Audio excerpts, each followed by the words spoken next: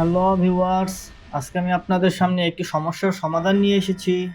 যে সমস্যাটি হলো, অধিকাংশ সময় দেখা যায় আমাদের কম্পিউটারে বা ডেস্কটপে খুব ফাইল জমা হয়ে যায়, বা তার জন্য অবশ্যই কম্পিউটার একটু হ্যাং করে বা একটু কথা শোনে না, এরকম কাজ করে। তো সেই সমস্যার সমাধানের জন্য আমরা একটি ভিডিও তৈরি করলাম। তো কথা না বলে চলে যাচ্ছি আমরা সরাসরি কাজে। তো এর জন্যই আমরা প্রথমে যে সার্চ অপশন রয়েছে সেই সার্চ অপশনে চলে যাব এবং এখানে আমরা টাইপ করব রান, রান। রান করার পর এখানে আমরা ইন্টার করে দেব।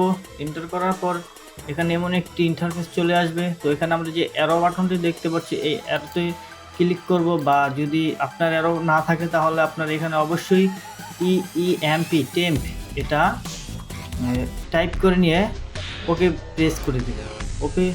ওকে প্রেস করার পর এখানে অবশ্যই এমন অনেকগুলো ফাইল দেখা যাবে, এবং এই ফাইলগুলো আপনারা অবশ্যই মাউসকে ড্র্যাগ করে সবগুলো ক্লিক করে নেবেন, অথবা কিবোর্ড থেকে কন্ট্রোল অল ক্লিক করে সবগুলো সিলেক্ট করে নেবেন। তো নেওয়ার পর এখানে যে ডিলিট বাটনটি দেখা যাচ্ছে এটাকে আপনি প্রেস করতে পারেন, অথবা কিবোর্ড থেকে প্রেস করে আপনি সবগুলো ডিলিট করতে পারেন। অবশ্যই ডিলিট করার পর যে নোটিফিকেশন আসছে এই নোটিফিকেশনগুলোকে আপনি অ্যালাউ করে বা কন্টিনিউ করে দিবেন। তো দেওয়ার ফলে এগুলো সব ডিলিট হয়ে যাবে। এগুলো ডিলিট হওয়ার পর আপনি এটাকে কেটে দিবেন।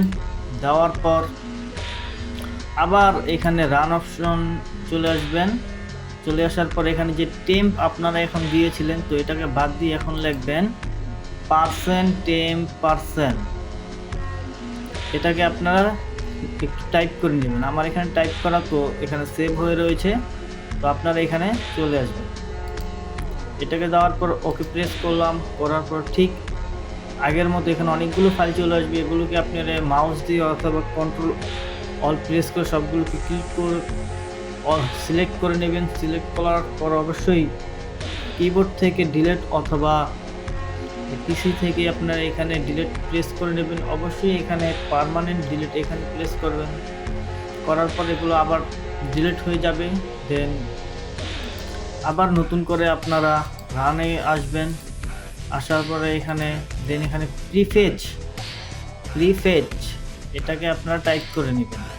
অবশ্যই বানানটি আপনারা দেখে নেবেন ভালো করে। এটা টাইপ করার পর ওকে প্রেস করবেন। দেন আবার কতগুলো ফাইল চলে আসবে। এই ফাইলগুলোকে অবশ্যই সিলেক্ট করে নেবেন। সিলেক্ট করার পর ডিলিট থেকে পার্মানেন্ট ডিলিট করে দেবেন। অবশ্যই এখানে নোটিফিকেশন ইয়েস নো আসলে সেটাকে আপনারা অ্যালাউ করে দেবেন। দেন একবার ট্রাই এগেন দেওয়ার পর কেটে দেবেন। দেন আবার রান অপশনে চলে আসবেন এবং রান থেকে সর্বশেষ রিসেন্ট টাইপ করে নেবেন এবং এখানে ওকে প্রেস করবেন।